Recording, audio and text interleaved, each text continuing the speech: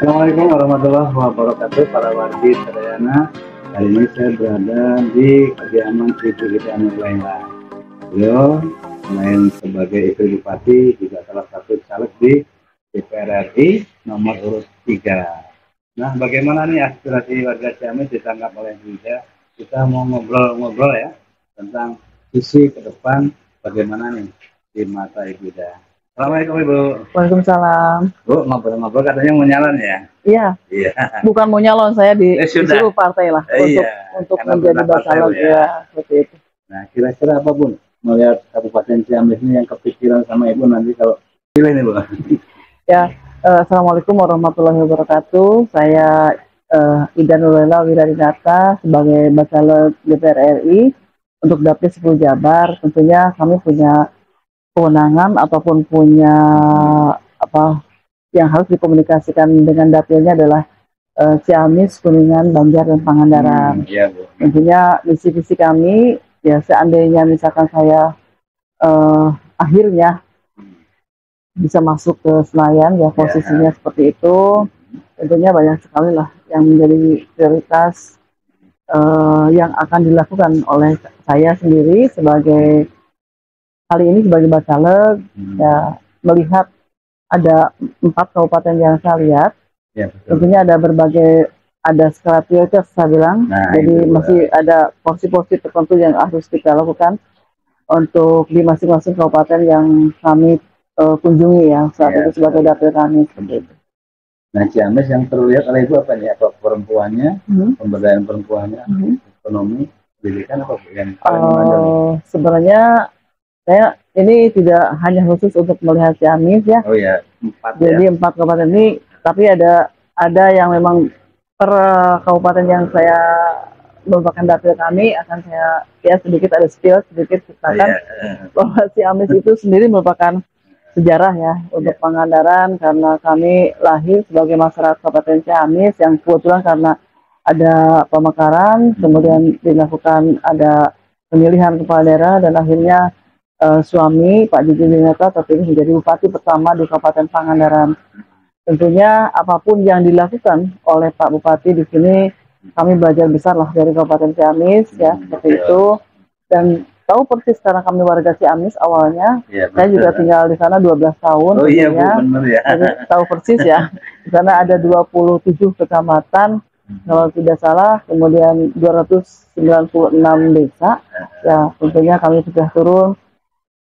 Tidak bisa dibedakan ya atau dibanding-bandingkan lah antara beberapa karakter masyarakatnya, kemudian kondisi fisik di daerah Kabupaten Ciamis itu yang sangat asli sekali, banyak potensi yang harus dilakukan di sana dari mulai urusan masalah pemberdayaan perempuan iya, tapi lebih cenderung itu di sana kulturnya adalah petani, tentunya itu lebih fokus pada pertanian. Kemudian juga di sana ada banyak budaya yang luar biasa sekali, juga bisa diekspos ya. Dan masalah pendidikan juga alhamdulillah tidak tertinggal ya, karena Kabupaten Ciamis itu sudah berdiri 343 tahun yang lalu. Tentunya banyak hal yang memang telah menjadi contoh. Kemudian kami ke Kabupaten Kuningan juga sama.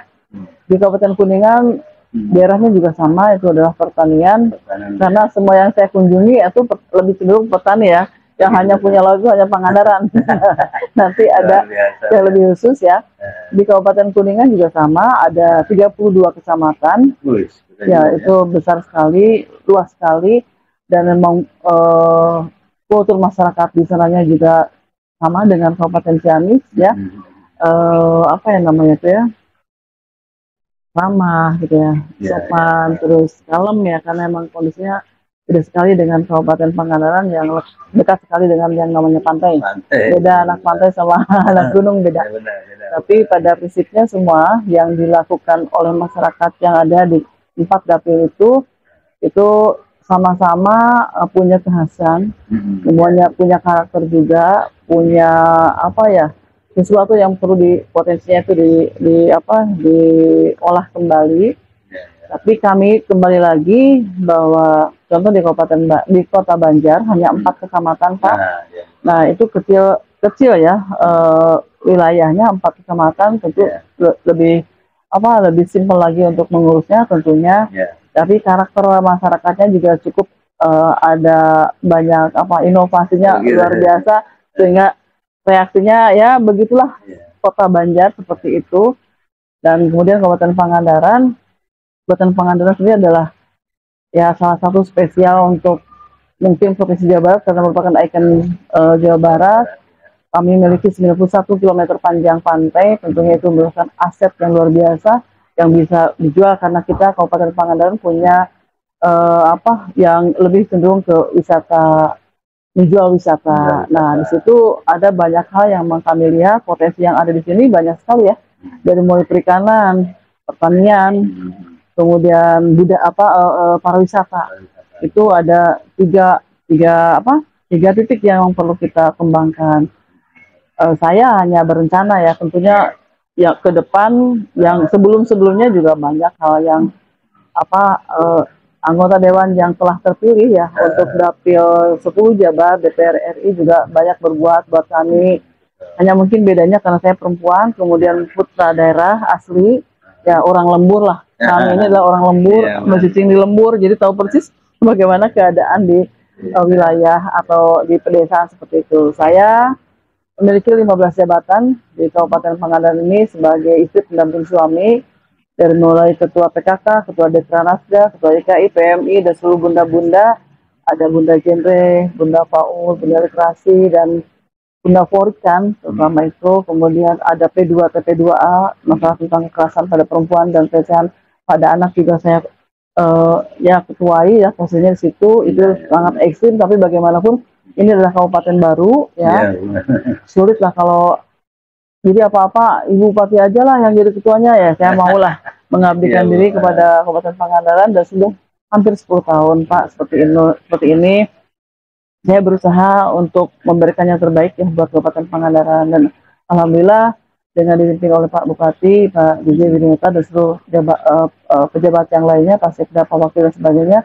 Juga alhamdulillah kami 2009 saja sudah menjadi pemerintah itu dinilai oleh pusat menjadi DOB terbaik se-Indonesia. Nah, tentunya itu adalah hal yang sangat ya bukan dibanggakan, mungkin kami akan berbuat lah buat bangsa ini seperti itu ya.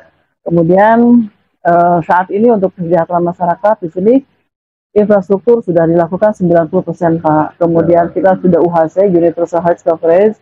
Itu mungkin salah satu poin yang paling besar ya, karena itu pengkaparan orang sakit ya untuk pelayanan kesehatan gratis di Kabupaten Pangandaran dilakukan pada 2016 sampai sekarang 2024 ya nanti.